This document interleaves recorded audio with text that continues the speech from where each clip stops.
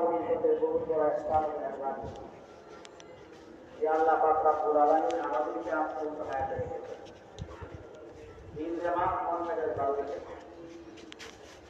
আল্লাহ পাকের বরকতে যে আপনার এবং বসার তৌফিক দান করেছেন। এজন্য আল্লাহ পাকের দরবারে শুকর আদায় করি আলহামদুলিল্লাহ। সূরা বাকারার 125 সূরার মধ্যে একটা নাম সূরাতুল মায়েদা। এই সূরাতুল মায়েদার 3 নম্বর আয়াত থেকে 1 নম্বর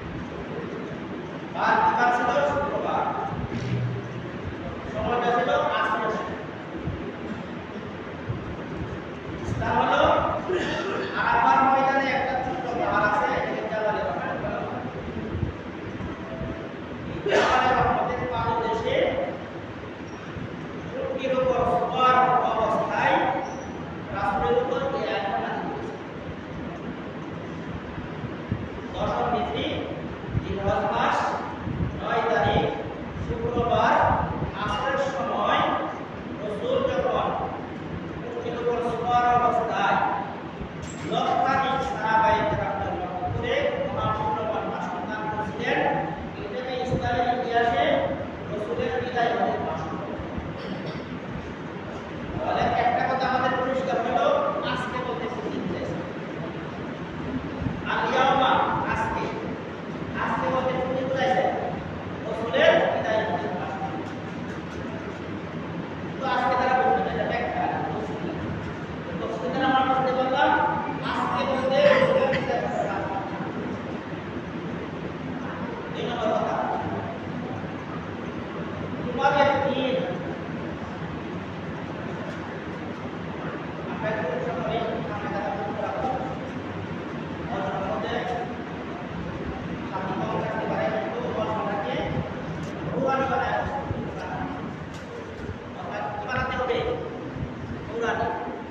নুরানি বানানোর পদ্ধতি হইল মিলে মিলে বসা, সামনে সামনে রাখা। মসজিদের মধ্যে তো আদব হইল আগে সামনের কাতার, তখন ডান দিক করে বাম দিক, এইভাবে সুরা পিছন থেকে ডান দিক বাম দিক, এইভাবে মসজিদ পুরা করা। মসজিদের আদব আমরা মসজিদের আদবও জানি না। মসজিদের মধ্যে আসে আমরা গল্প করি, দুনিয়াবি কথাবার্তা বলি। দুনিয়াবি কথাবার্তা বললে আমরা সকলেই জানি হারাম। কি বলেন? দেখা যায় না মসজিদে দুনিয়াবি কথা বলা হারাম। আমার করার পর যা যাবে কি বলে গাড়ি ধরে আমরা করাতে পারবে নাস্তা আদায় করতে। আল্লাহ নবী আলাইহিস সালাম বলেন আপনাকে দাঁড়াওয়া বানায় ইন্না আলাইকা বালাগ, আপনার কথায় তো খালি পৌঁছে দেওয়া মানুষ। কি বলে আল্লাহ পাক যেন আমরা আমল করার কথা যার যার ব্যাপার হিসাব হবে, করাই ঘন্টা হিসাব যার কি আমল করছে কি আমল করে নাই, পরীক্ষার মধ্যে কে ভালো দেখছে কে খারাপ দেখছে, এর ফলাফল প্রকাশিত হবে। কিন্তু এখন আমরা কি করতে আপনি হালাল পথে চলতে পারেন, হারাম পথে চলতে পারেন, আপনি জায়েজ পথে চলতে পারেন, না জায়েজ পথে চলতে পারেন, বৈধ পথে চলতে পারেন, অবৈধ পথে চলতে পারেন, সুদের পথে চলতে পারেন, ঘুষের পথে চলতে পারেন, মদের পথে চলতে পারেন, গাঞ্জের পথে চলতে পারেন, পেট্রোলের পথে চলতে পারেন, কোনো সমস্যা নাই। শেষ বিচার হবে আল্লাহ। শেষ বিচার কোথায়? আল্লাহ। জীবন ডায়েরি হচ্ছে তৈরি, হিসাব হবে করা। আমাদের জীবন ডায়েরি কি তৈরি হচ্ছে, হিসাব হবে। এই জন্য আমরা খুব সতর্কতার সাথে চলতে হবে। দুনিয়ার মধ্যে খেলায় খেলায় জীবন কাটাইলে তখন একদিন ধরা পড়তে হবে। এই জন্য আমরা খুব সতর্কতার সাথে যেভাবে আদব আমরা জানি, যতটুকু জানি একটু আমল করার চেষ্টা করব, যতটুকু জানি না জানার চেষ্টা করব এবং সেই মোতাবেক আমাদের জীবন করার চেষ্টা করব। যাই হোক, এক নম্বর ব্যাখ্যামূলক কথা আমি যেটা বললাম, আলিয়ামা আজকে বলতে তুমি নিয়ে আসেন। 2 নম্বর হলো দিন আকুম, তোমাদের দিন দ্বারা আল্লাহ পাক বুঝাইছে। এটা ব্যাখ্যা সাপেক্ষ কথা, ব্যাখ্যা ছাড়া বোঝা যায়। কোরআনে পাকে আল্লাহ পাক বিভিন্ন জায়গার মধ্যে দিন শব্দ ব্যবহার করেছে। সাধারণ মানুষ তো সাধারণ মানুষই, অনেক সাধারণ আলেমদেরও যারা রয়েছে কোন জায়গায় আল্লাহ পাক দিন তার অর্থ ব্যবহার করেছে। কোরআনে পাকে বিভিন্ন জায়গার মধ্যে আল্লাহ পাক দিন শব্দ ব্যবহার করেছেন, একই অর্থে নয়। বিভিন্ন আয়াতের মধ্যে আল্লাহ পাক দিন শব্দটা বিভিন্ন অর্থে ব্যবহার করেছেন। সব আয়াত আল্লাহ একই অর্থে ব্যবহার করেছেন না বিভিন্ন অর্থে? একই অর্থে যদি ব্যবহার করতে তাহলে মহা সমস্যা হয়ে যাবে। যদি শব্দটা তিন অর্থ একটা করেন তাহলে মহা সমস্যা হবে। এই জন্য এখন আমরা দিন সম্পর্কে বুঝি। কোরআনে পাকের মধ্যে দিন কোন জায়গা কি অর্থে আল্লাহ ব্যবহার করছেন। সর্বপ্রথম আল্লাহ পাক রব্বুল আলামিন দিন শব্দ ব্যবহার করছেন সূরাতুল ফাতিহার 3 নম্বর আয়াতে। আল্লাহ পাক বলেন মালিক ইয়াউমিদ্দিন, শব্দটা হলো কিয়ামতের দিন, কিয়ামত দিবসের মালিক। মর্মার্থ হলো কর্মফল দিবসের মালিক। অনেক ব্যাখ্যা আছে, ওই ব্যাখ্যা বিশ্লেষণ থেকে যাওয়া যাবে না, সংক্ষিপ্ত আকারে জেনে রাখেন। এখানে দিন শব্দ হলো কর্মফল, মালিক ইয়াউমিদ্দিন অর্থ কি? মর্মার্থ হলো কর্মফল দিবসের মালিক। আমরা দুনিয়াতে যত ভালো করি মন্দ করি কোনো কিছু কর্মফল দুনিয়াতে দেওয়া হয় না। আসল কর্মফল হলো পরকালীন। মুমিনকে যদি কোনো নিয়ামত দেওয়া হয় এটা আসল পুরস্কার না, আসল পুরস্কারের অতিরিক্ত বোনাস। আমরা যদি আমাদের আল্লাহ বিনিময় দুনিয়াতে দেয় এটা আসল বিনিময়, আসল পুরস্কার নয়। আসল পুরস্কারের অতিরিক্ত বোনাস, আসল পুরস্কার হবে জান্নাত। আসল পুরস্কার কোথায়? কিরকম পুরস্কার দিবেন?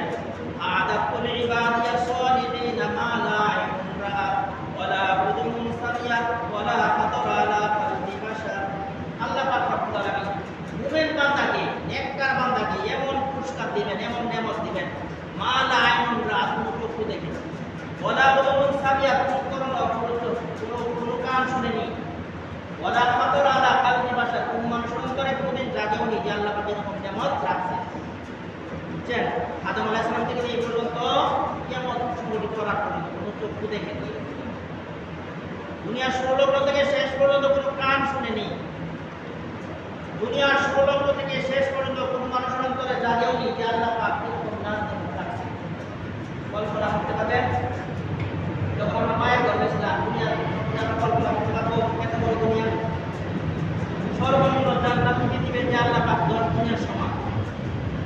দুনিয়াতে কল্পনা করা যাবে? তোর দুনিয়াতে কি করবে, এত বড় জান্নাতে কি বলে বিভিন্ন ধরনের প্রশ্ন আসে। কিন্তু আমরা দেখলেন যে তোর দুনিয়া তো গাঢ় বড় হইতো, আর যদি আমল করতাম আর তো 20 দুনিয়া পরিমাণ পাইতাম, 100 দুনিয়া পরিমাণ পাইতাম, 1 কোটি পরিমাণ দুনিয়া পরিমাণ পাইতাম। কি বলেন 1 কোটি পরিমাণ পাইতাম, এরকম আছে। এরকম কি না হয়ে যায় ওইখানে বুঝে আসে। তো এই জন্য কর্মবল দিবসের মালিক আল্লাহ। মালিক ইয়াউমিদ্দিন, এই আয়াতের অর্থ কি, মর্মটা কি? কর্মবল দিবসের মালিক আল্লাহ। সূরা বাকারার 256 নম্বর আয়াতে বলেন লা ইকরাহা ফিদ্দীন, লা ইকরাহা ফিদ্দীন। এখানে দিন শব্দের অর্থ হলো ধর্ম। প্রথমে দিন শব্দের অর্থ আমরা বললাম হলো কর্মবল, কর্মফল। আর এখানে হলো দিন শব্দ ধর্ম। লা ইকরাহা ফিদ্দীন অর্থাৎ ধর্মের ব্যাপারে কোনো বল প্রয়োগ চলবে না। ধর্মের ব্যাপারে কোনো বল প্রয়োগ, সকল ধর্মাবলম্বীকে আপন আপন ধর্ম পালনের পূর্ণ স্বাধীনতা দিতে হবে। সকল ধর্মাবলম্বীকে ধর্ম পালনের ব্যাপারে পরিপূর্ণ স্বাধীনতা দিতে হবে। মুসলমানরা ধর্ম পালন করবে, কোনো বাধা দেওয়া যাবে না। হিন্দুরা হিন্দু ধর্ম পালন করবে, কোনো বাধা দেওয়া যাবে না। বৌদ্ধরা বৌদ্ধ ধর্ম পালন করবে, কোনো বাধা দেওয়া যাবে না। খ্রিস্টানরা খ্রিস্টানি ধর্ম পালন করবে, কোনো বাধা দেওয়া যাবে না। ইহুদিরা ইহুদি ধর্ম পালন করবে, কোনো বাধা দেওয়া যাবে না। এই কথাটা কে বলছেন? আল্লাহ পাক। তাহলে কি সব ধর্মই আল্লাহর কাছে গ্রহণযোগ্য? প্রশ্ন হয় কিনা? যেহেতু কোনো ধর্মাবলম্বীকে ধর্ম পালনে বাধা দেওয়া যাবে না, তাহলে সবগুলো ধর্মই আল্লাহ প্রদত্ত, সবগুলো ধর্ম আল্লাহর কাছে কবুল না। এইখানে একটু ব্যাখ্যা দরকার আছে। কি ব্যাখ্যা? এই দুনিয়াটা হলো পরীক্ষার হল। কিসের হল এটা? পরীক্ষার হলের মধ্যে আপনি ইতিহাসের পরীক্ষা। বাংলাদেশ কত সালে স্বাধীন হয়েছে? এক এক জনে এক একটা লিখতেছে।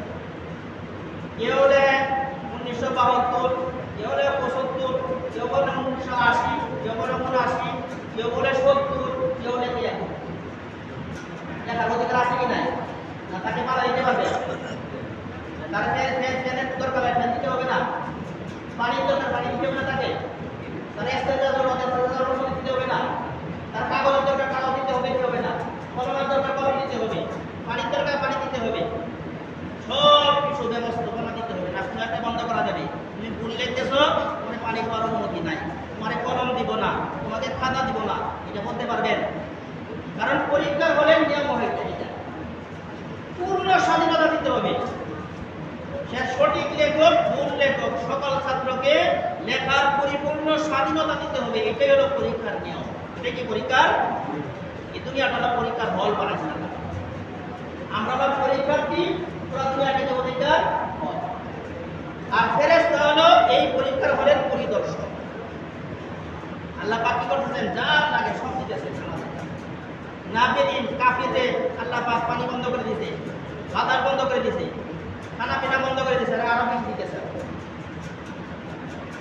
এটা হলো পরীক্ষার হলের নিয়ম।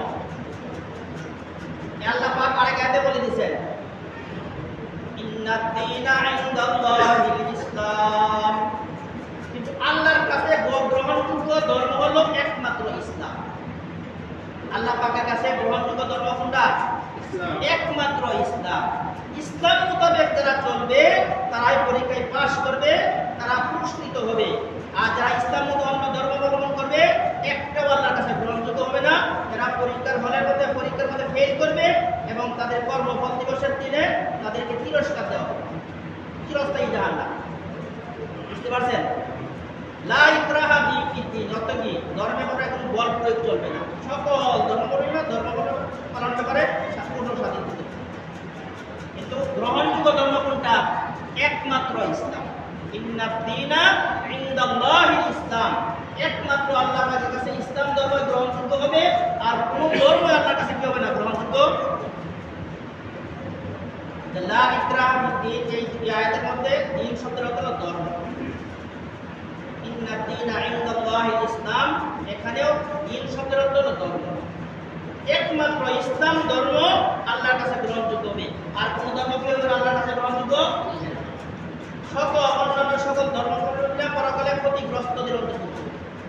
ইন্নাদ-দীনা ইনদাল্লাহিল ইসলাম ওয়া মান ইয়াবতাগি গায়রাল ইসলামি দীনান ফালান ইউকবালা মিনহু।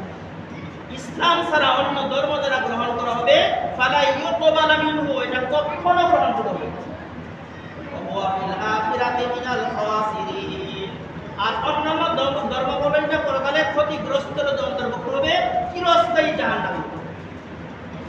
কিন্তু ধর্ম পালনের স্বাধীনতা দিতে হবে। ইহুদি ধর্ম পালন করবে, কিন্তু তাই বলে কি গ্রহণযোগ্য হবে আল্লাহ পাকে ধরবে না, গ্রহণযোগ্য হবে। এটা পরীক্ষা হলের নিয়ম, আপনি আল্লাহ পাকে কথা বলছেন। অন্য আয়াত আল্লাহ পাক বলেন আন আকিমুদ্দিন, সূরা সূরা 13 নম্বর আয়াতে আল্লাহ পাক বলেন আন আকিমুদ্দিন। এখানে দিন শব্দের অর্থ কিন্তু কর্মফল না, ধর্ম না। এখানে দিন শব্দের অর্থ কি? তোমরা সহিহ আকীদার উপর, ইসলামী সহিহ আকীদার উপর অটল থাকো। ইসলামে কি সহিহ আকীদার উপর কি থাকো? অনেকে আবার এটার ভুল ব্যাখ্যা করে। আর আকিমুদ্দিন মানে গতি কায়েম করো, কায়েম করো গতি। আর আকিমুদ্দিন মানে কি? তারা ভুল ব্যাখ্যা, গতি কায়েম করা। আর আকিমুদ্দিন মানে দিন কায়েম করা মানে কি? গতি প্রতিষ্ঠা কায়েম করা। এটাও ব্যাখ্যা। এটা আকিমুদ্দিন সূরা সূরা 13 নম্বর আয়াতের মধ্যে আল্লাহ পাক গতি অর্থে ব্যবহার করছেন না। এখানে দিন শব্দের অর্থ হলো ইসলামী সহিহ আকীদার উপর অটল থাকা। ইসলামী আকীদা কয় ধরনের? দুই ধরনের। একটা হলো মুসলমান হওয়ার আকীদা। হযরত আদম আলাইহিস সালাম থেকে নিয়ে আমাদের নবী আলাইহিস সালাম পর্যন্ত যত নবী রাসূলুল্লাহ পাঠাইছেন, যে কোনো যুগের যে কোনো নবী মুসলমান হওয়ার জন্য মৌলিকভাবে 6টা কথা বিশ্বাস করতে হবে। কয়টা কথা? 6টা কথার একটা কথা যদি কেউ অবিশ্বাস করে সে বেদিন কাফির, সে মুসলমানই হতে পারে। আদম আলাইহিস সালাম থেকে যে আল্লাহ লক্ষাধিক নবী পাঠাইছেন, সকল নবীর আমলেই এই 6টা কথা না বিশ্বাস করলে কেউ মুসলমান হতে পারে, কাফির। একটা কথা অসুস্থ বিষয় বলে কি? তাহলে এটা হলো মৌলিক, কিন্তু শাখাগত অনেক পার্থক্য ছিল। আদম আলাইহিস সালাম ধর্মের মধ্যে, অন্য নবী ধর্মের মধ্যে শাখাগত বিধানের মধ্যে কিছু কিছু পার্থক্য ছিল। মৌলিক বিধানের মধ্যে আদম আলাইহিস সালাম থেকে আমাদের নবী পর্যন্ত যত নবী রাসূল পাঠাইছেন, কোন নবীর যুগের মৌলিক আকীদা যে 6টা, এর মধ্যে কোনো পার্থক্য ছিল না। সমস্ত নবীর আকীদা, মুসলমান হওয়ার জন্য কয়টা আকীদা? 6টা আকীদা ছিল। কিন্তু শাখাগত বিষয় আদম আলাইহিস সালামের যুগে আপন মেয়েকে আপন ছেলের কাছে বিবাহ দেওয়া ছিল, বৈধ ছিল। আদম আর হাওয়া আলাইহিস সালাম থেকে একই গর্ভ থেকে একসাথে একটা ছেলে একটা মেয়ের জন্ম হইতো। তারা পরস্পরের যে সন্তান দুজন জন্ম হলো, একটা ছেলে একটা মেয়ে, তারা দুজন পরস্পর আপন ভাই। এই দুজনের সাথে পরস্পরের বিবাহ বন্ধন ওনার শরীয়তে হারাম ছিল, হারাম। একসাথে এক গর্ভ থেকে যে দুজন সন্তান জন্ম হইল, এই দুইজনের পরস্পরের বিবাহ বন্ধন হারাম। আগের ঘরের ছেলে, পরের ঘরের মেয়ে। পরের গর্ভ থেকে যে আরো দুজন হইল, একজন ছেলে একজন মেয়ে, এই জন্য পরের মেয়ের সাথে আগের ছেলের সাথে একসাথে যে দুইজন ছেলে মেয়ে একসাথে জন্ম হইল, এই দুইজনকে একসাথে বিবাহ দেওয়া এটা ওনার শরীয়তে হারাম। আমাদের শরীয়তে কি আছে? এটা হালাল। একই গর্ভের সাথে দ্বিতীয় গর্ভের সন্তান বিবাহ বন্ধ হারাম, এটা হালাল না হারাম? حرمت عليكم أمهاتكم وبناتكم وأخواتكم وعماتكم وخالاتكم وبناتكم। এই আয়াতের মধ্যে আল্লাহ পাক রব্বুল আলামিন 14 জনের হারাম। কয়জন? حرمت عليكم أمهاتكم وبناتكم وأخواتكم وعماتكم وخالاتكم وبنات الأخ وبنات الأخت وأمهاتكم اللاتي أرضعنكم وأخواتكم من الرضاعة وأمهات نسائكم وربائبكم اللاتي من حجوركم।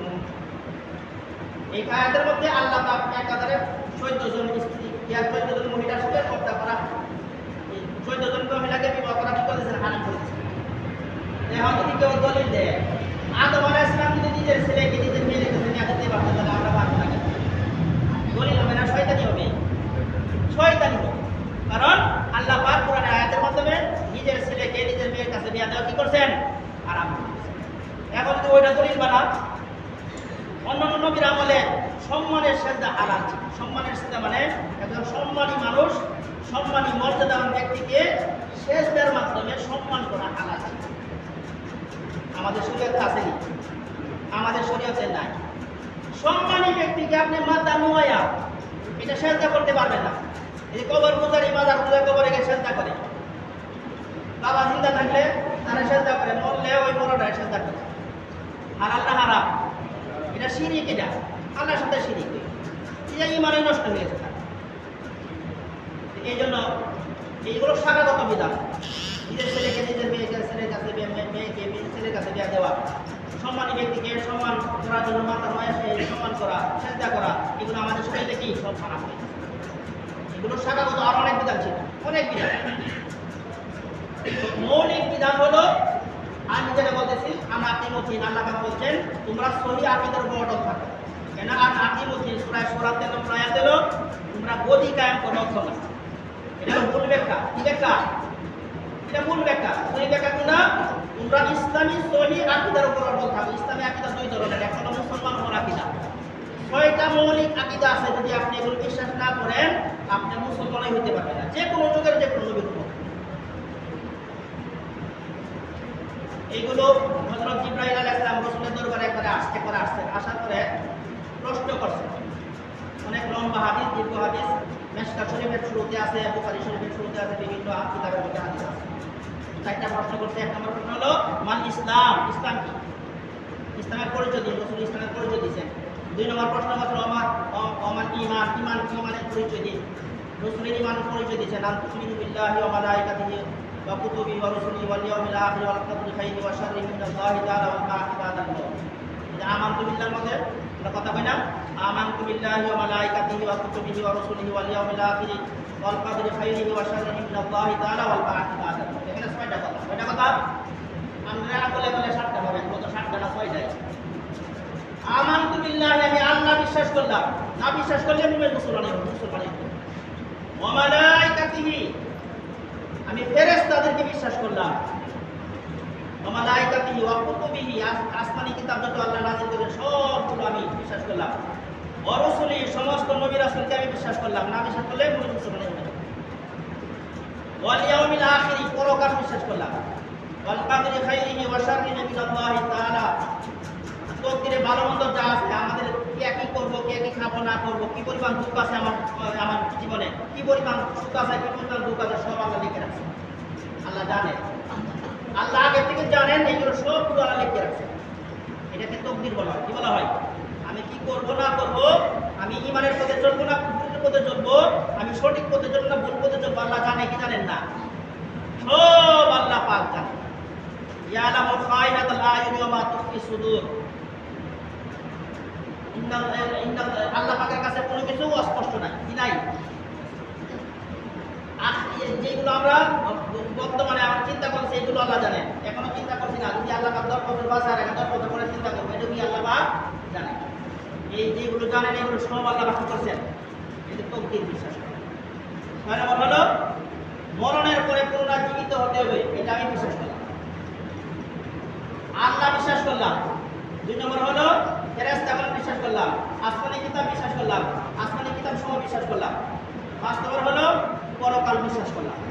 এই পরকাল বিশ্বাস করা আর মরণের পরে পুনরায় জিন্দা হতে হবে বিশ্বাস করলাম, যদি একই। ওয়াল ইয়াউমিল আখিরি ওয়াল বাসি বাদাল মউত, দুইটা কি এক? এখানে বললাম 6টা। আর কি? তকদীর বিশ্বাস করা।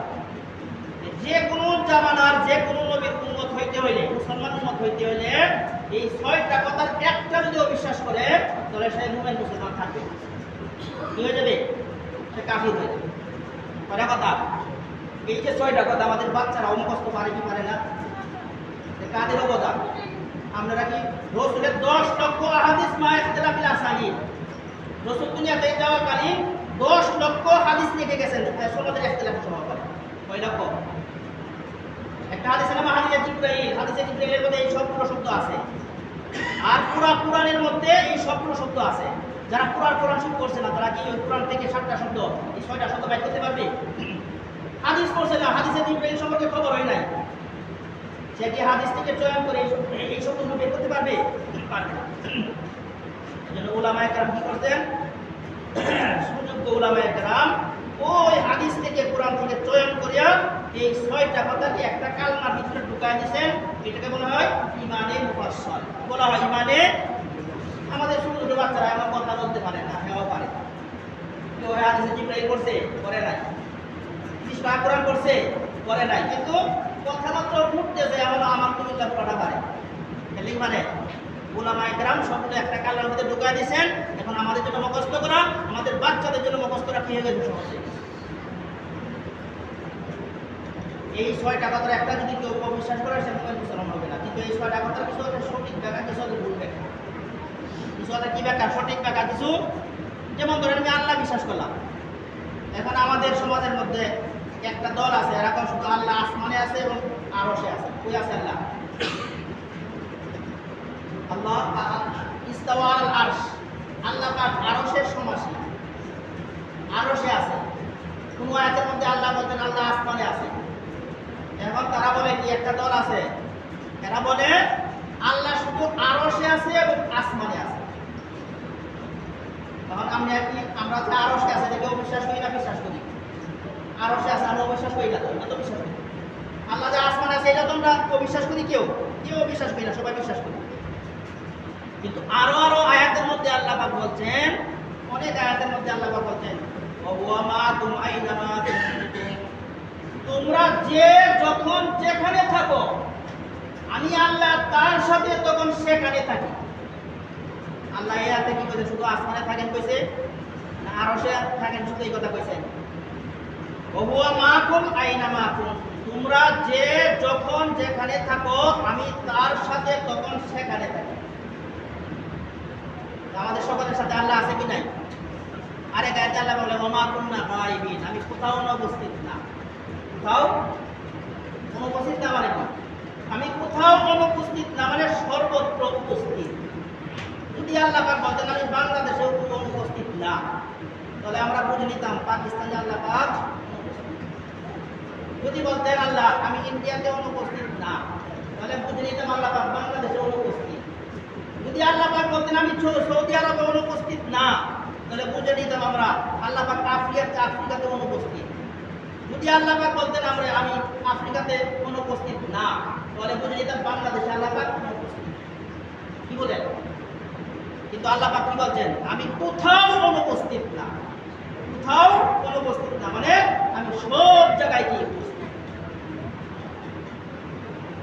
এটাকে আমাদের পরিভাষায় বলা হয় হাজির নাজির। হাজির মানে কি? এক জায়গা হাজির না সব জায়গা হাজির?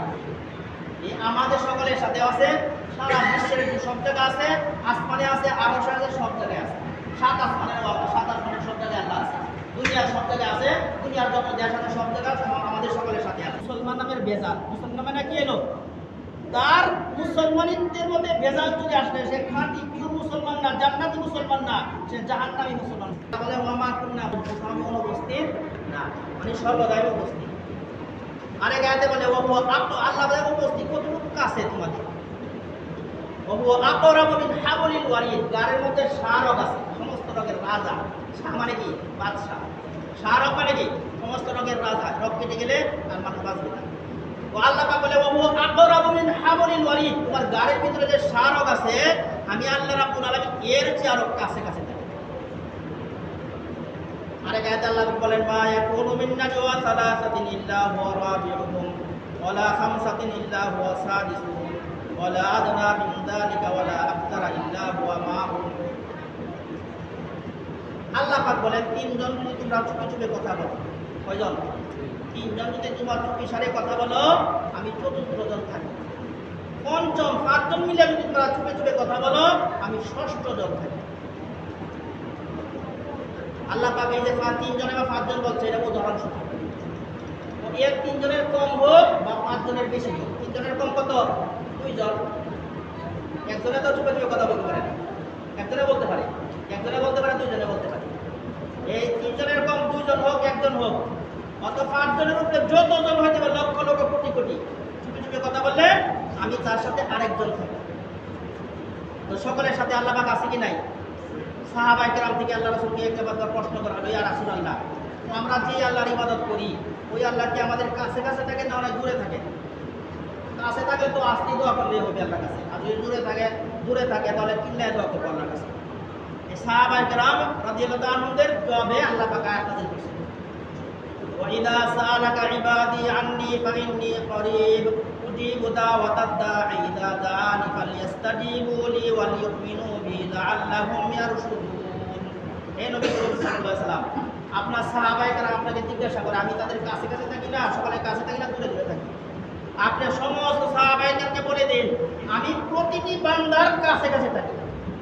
কি বললেন আল্লাহ পাক? শুধু আসমানে থাকেন, শুধু আরশে থাকেন, না প্রতিটি বান্দার কাছে কাছে থাকেন? এই জন্য ইমান বিধ্বংসী অনেক, আপনারা তো এলএম শিখেন ইউটিউব থেকে, ইউটিউবকে আপনারা আলেম বানাইছেন, ইউটিউবকে উস্তাদ বানাইছেন, এই জন্য বিভ্রান্তির শিকার। উলামায়ে কেরামের কাছে যাইতে রাজি না। ইউটিউবের মধ্যে কি করলো হেডি উস্তাদ? ইউটিউবের মধ্যে কইছে নামাজের মধ্যে সূরা ফাতিহা না পড়লে নামাজ হবে না, এই জন্য মুসল্লিরা কি নামাজ সূরা ফাতিহা করে কি করে না? এই যে আমি যে বললাম হেরা কয় কি আল্লাহ শুধু আসমানে আছে, আরশে আছে, দুনিয়ার কোথাও নাই। কয় আয়াত বললাম, আর আয়াত কইছে তো, সব আয়াত করা তো সময় সুযোগ নাই। যে কয় আয়াত বললাম, এই আয়াতটা কি বলতেন? আল্লাহ শুধু আসমানে আছে না আরশে আছে, না সব জায়গায় আছে? হেরা কয় কি আল্লাহ শুধু আসমানে আছে, আরশে আছে। ওই আসমানও না আরশও না, তারা কয় কি নামাজের মধ্যে যদি সূরা ফাতিহা না পড়ো নামাজই হবে। বুঝতে পারছেন কথাটা? এই জন্য আমাদের মুসল্লিরা অনেকেই পড়ে, আমার কাছে অনেকে প্রশ্ন করে, হুজুর এই মুসল্লিরা অনেকেই পড়ে, তার সূরা ফাতিহা পড়ার কারণে আমি আর মনোযোগ থাকে না নামাজের মধ্যে। এই জন্য ভালো করে বুঝতে রাখেন সূরা ফাতিহা নামাজের মধ্যে পড়বেন কি পড়বেন না। অনেক মাসালাই আছে, সবগুলো তো একদিনে বলা যায় না, সময় সুযোগ হয় না। আমাদের মাযহাব মতে সূরা ফাতিহা মুক্তাদিরা কেরাত পড়া হারাম। আমি যখন ইমামের পিছনে নামাজ পড়তেছেন, কেরাত পড়া কি হয়ে যাবে? কেরাত পড়া শুধু হালাল না, একেবারে হারাম হয়ে যাবে, কবিরা গুনাহ। নামাজের মুক্তাদিরা কেরাত করবে কি করবে না, বিভিন্ন ধরনের হাদিস আছে। কোন হাদিসের মধ্যে আছে সূরা ফাতিহা না পড়লে নামাজই হবে না। বুঝতে হবে তো কোন ব্যাপারে। এক নম্বর দলিল ধরেন, আল্লাহ পাক কোরআনে পাকের মধ্যে বলছেন, ওয়া ইযা কুরিয়াল কুরআনু ফাসতামিউ লাহু ওয়া আনসিতু লাআল্লাকুম তুরহামুন। যখন নামাজের মধ্যে কোরআন তেলাওয়াত করা হয়, এই আয়াতটা নাযিল হয়েছে নামাজের মধ্যে কোরআন তেলাওয়াত সম্পর্কে। এটা দুনিয়ার সমস্ত মুফাসসির একমত। ওয়া ইযা কুরিয়াল কুরআনু, যখন নামাজে কোরআন তেলাওয়াত করা হয়, ফাসতামিউ লাহু, মনোযোগ সহকারে শোনো, ওয়া আনসিতু, চুপ থাকো। ইমাম সাহেব যখন নামাজের মধ্যে তেলাওয়াত করেন, তখন এটা মনোযোগ সহকারে শোনো এবং চুপ থাকো। কারণ আমি বললাম, আপনি যদি পড়লেন, নিজে সূরা ফাতিহা পড়লেন, এটা শোনা হইল, আপনি আমার সূরা আবার শুনতেছে না, আমারটা মনোযোগ সহকারে আপনি চুপ রয়েছে। ওয়া ইযা কুরিয়াল কুরআন, যখন নামাজে কোরআন তেলাওয়াত করা হয়, ইমাম সাহেব যখন নামাজে কোরআন তেলাওয়াত করে, ফাসতামিউ লাহু, মনোযোগ সহকারে শোনো, ওয়া আনসিতু, চুপ থাকো। এটা হাদিসের মধ্যে আছে, মান কানা লাহু ইমামুন ফাকিরাতুল ইমামি লাহু কিরাতুন। যে ব্যক্তির জন্য ইমাম আছে, ইমামের কেরাতই মুক্তাদির কেরাত। আমি যদি ইমাম আছে, যদি ইমাম যদি থাকে, তাহলে ইমামের কেরাতই কার কেরাত? কেরাত রাসূল বলেন ইমামের কেরাতই মুক্তাদির কেরাত। মান কানা লাহু ইমামুন ফাকিরাতুল ইমামি লাহু কিরাতুন। যে ব্যক্তির জন্য ইমাম আছে, ইমামের কেরাতই কার কেরাত? মুক্তাদির কেরাত। এখন ওরা আপনার কাছে দলিল দিবে, লা সালাতা ইল্লা বিফাতিহাতিল কিতাব, সূরা ফাতিহা না পড়লে নামাজ হবে না। সূরা ফাতিহা না পড়লে এই হাদিস দ্বারা দলিল দিবে আপনাদের। দেখেন আল্লাহ পাক রাসূল কি বলছেন, লা সালাতা ইল্লা বিফাতিহাতিল কিতাব, সূরা ফাতিহা না পড়লে নামাজ হবে না। এটা কার জন্য? আপনি একাকী নামাজ পড়তেছেন, সূরা ফাতিহা না পড়লে নামাজ হবে? কি বলেন? আপনি একাকী সুন্নাত করতেছেন, বেতের পড়তেছেন বা নফল নামাজ পড়তেছেন, তাহলে কি সূরা ফাতিহা না পড়লে নামাজ হবে? এটা কাদের জন্য বলছেন? মুনফারিদের জন্য, যে একাকী নামাজ পড়তেছে, যে সুন্নত নামাজ পড়তেছে, যে নফল নামাজ পড়তেছে, বেতের নামাজ পড়তেছে, তার জন্য রাসূল বলছেন লা সালাত, অথবা সে ইমামতি করতেছে, তাহলে সে সূরা ফাতিহা না পড়লে নামাজ হবে? লা সালাতা ইল্লা বিফাতিহাতিল কিতাব, সূরা ফাতিহা না পড়লে নামাজ হবে না। এটা কার জন্য? মুক্তাদিদের জন্য, বা একাকী মুনফারিদ একাকী পড়তেছে অথবা ইমামতি করতেছে, সে যদি সূরা ফাতিহা না পড়ে নামাজ হবে। আর যদি আপনি মুক্তাদি হন, জামাতের সাথে নামাজ পড়েন, তাহলে ওই যে আয়াত দলিল, ওয়া ইযা কুরিয়াল কুরআনু ফাসতামিউ লাহু ওয়া আনসিতু, যখন নামাজে তেলাওয়াত করা হয়, ইমামের পিছনে নামাজ পড়ো, তাহলে মনোযোগ সহকারে ইমামের তেলাওয়াত শোনো, ওয়া আনসিতু, চুপ থাকো। আর হাদিস কি রাসূল বলেন, মান কানা লাহু ইমামুন ফাকিরাতুল ইমামি লাহু কিরাতুন। যে ব্যক্তির ইমাম আছে ইমামের কেরাতই মুক্তাদির কেরাত। তো আজকে থেকে নামাজের মধ্যে পড়বেন না ইউটিউবে উস্তাদ বানাইবেন? এটার মধ্যে ইউটিউবের মধ্যে কাদিয়ানি আছে, সাদিয়ানি আছে, কবর পূজারি আছে, মাজার পূজারি আছে, হাজারো বক্তা আছে বাতিলের প্রচারক। কিসের প্রচারক? কাদিয়ানিও আছে, সাদিয়ানিও আছে, কবর পূজারিও আছে, মাজার পূজারিও আছে। হ্যাঁ, যত লামাযাবি এই লামাযাবি আছে যেগুলো কোনো কোরআন মানে না হাদিস মানে, শুধু কোরআন মানে হাদিস মানে কিচ্ছু মানে না। শত শত হাজার হাজার বাতিলের প্রচারক আছে কিসের মধ্যে? ইউটিউবের মধ্যে। এইগুলোকে যদি উস্তাদ বানায় চলে তাহলে সোজা জাহান্নামে যাওয়া লাগবে। কই যাওয়া লাগবে? মুসলমান হওয়া সত্ত্বে মুসলমানের বেজাল হওয়া লাগবে। মুসল্লি নামাজ পড়েন, এই মসজিদে নামাজ পড়েন কি ইমামের পিছনে কেরাত পড়া শুরু করে দেন। ইমামও পড়ে, সামনেও পড়ে। আপনি কোরআনও মানলেন না, হাদিসও মানলেন না। মানলেন ঠিক ইউটিউবে মানলেন। ইউটিউবে যে অনেক বক্তা, হাজারো বক্তা যে আছে, আমি কোরআনের আয়াতে বললাম 3 শব্দটা এক একটা আয়াতের মধ্যে এক এক করতে ব্যবহার করছি। তখন যদি আপনি সব আয়াতের মধ্যে এক করতে নিয়ে নেন তাহলে কি অবস্থা হবে? হাদিসটা সহি না গাইলে সহি, এটা শেখার জন্য একটা না 10 বছর মাদ্রাসায় পড়া লাগে। আপনি কইলে সহি হাদিস মাদ্রাসায় একদিনে পড়ে নেই, কোটি কিতাব বাজার থেকে কিনে আর বুখারী শরীফের মধ্যে আছে। বুখারী শরীফটা উচ্চারণ করে বুখারী শরীফ, কি কয়? তো বুখারী শরীফের মধ্যে আছে এই সূরা ফাতিহা নামাজে নামাজ পড়ে। বুঝতে পারছেন কথা না? এই জন্য কেউ সূরা ফাতিহা পড়েন এবং পড়েন, চুপ থাকবেন, নীরব থাকবেন, মনোযোগ সূরা শুনবেন। আল্লাহ পাক রব্বুল আলামিন আমাদের মুসলিম তরিকে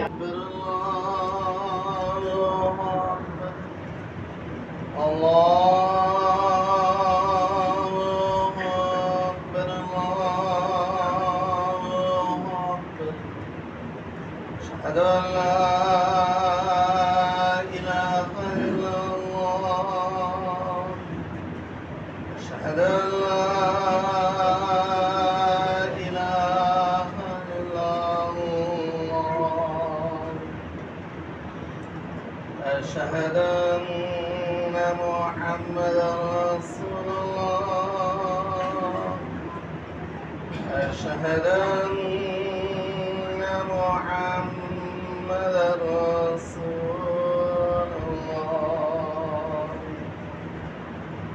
حي على الصلاة حي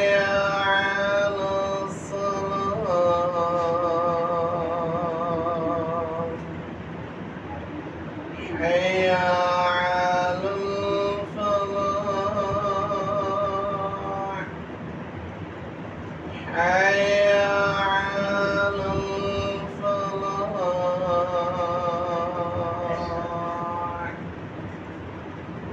الله أكبر الله أكبر لا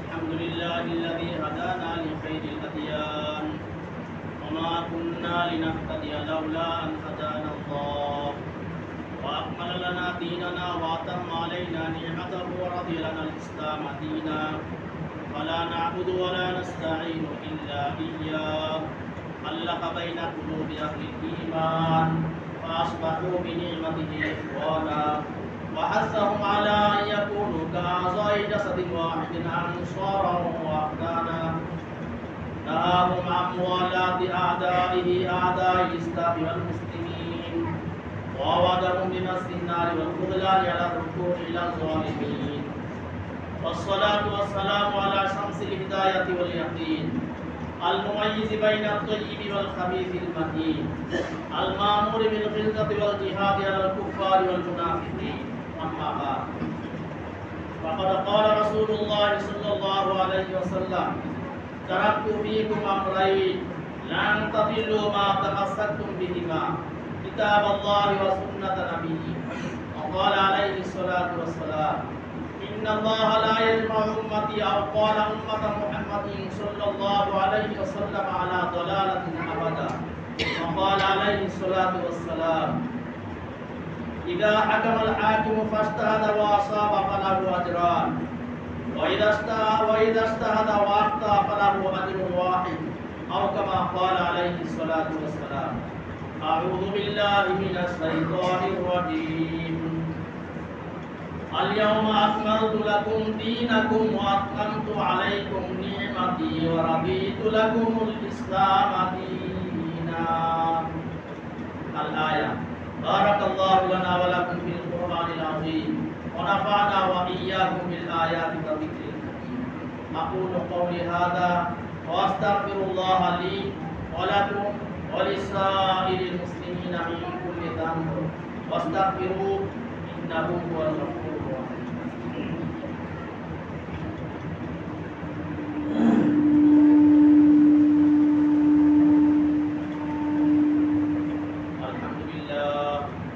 الحمد لله نحمده ونستعينه ونستغفره ونؤمن به ونتوكل عليه ونعوذ بالله من شرور أنفسنا ومن سيئات أعمالنا. من يهده الله فلا مضل له ومن يضلله فلا هادي له. ونشهد أن لا إله إلا الله وحده لا شريك له. ونشهد أن سيدنا ونبينا ومولانا محمدا عبده ورسوله صلى الله تعالى عليه وعلى آله وأصحابه وبارك وسلم. أما بعد فإني أوصيكم ونفسي أولا بتقوى الله والمواظبة على ذكر الله. على خير الكلام كلام الله وأحسن الهدي هدي محمد عليه الصلاة والسلام. وشر الأمور محدثاتها وكل محدث بدعة وكل بدعة ضلالة وكل ضلالة في النار. من أطاع الله ورسوله فقد رشد ومن يعص الله ورسوله فقد غوى. ربنا اغفر لنا ولإخواننا الذين سبقونا بالإيمان ولا تجعل في قلوبنا غلا للذين آمنوا ربنا إنك رؤوف رحيم. اللهم انصر من نصر دين محمد صلى الله عليه وسلم واجعلنا منهم واخذل من خذل دين محمد صلى الله عليه وسلم ولا تجعلنا منهم. عباد الله رحمكم الله. إن الله يأمر بالعدل والإحسان وإيتاء ذي القربى وينهى عن الفحشاء والمنكر والبغي يعظكم لعلكم تذكرون. فاذكروني أذكركم واشكروا لي ولا تكفرون.